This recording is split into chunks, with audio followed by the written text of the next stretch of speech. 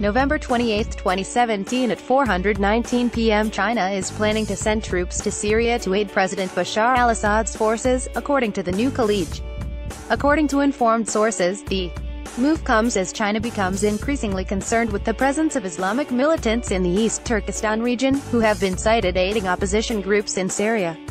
Last week, during a meeting with Syrian presidential advisor Aina Shaban, Chinese Foreign Minister Wang Yi praised the regime's efforts at tackling the fighters from the Islamic East Turkestan movement.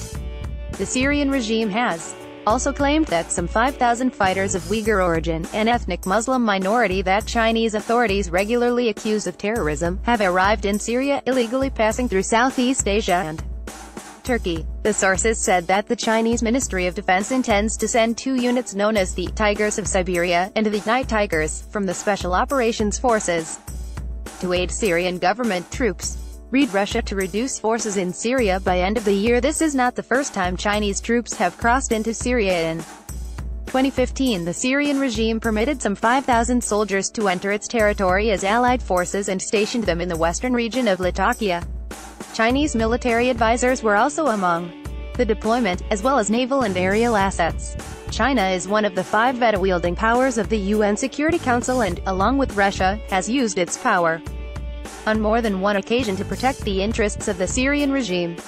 Russian support has given the government an upper hand in the 6-year-long civil war, especially as the battle against Daesh comes to an end.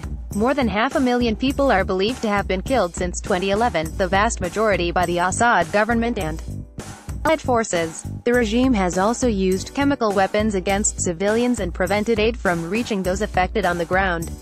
UN officials further estimate that some 10 million people have been displaced as a result of the fighting.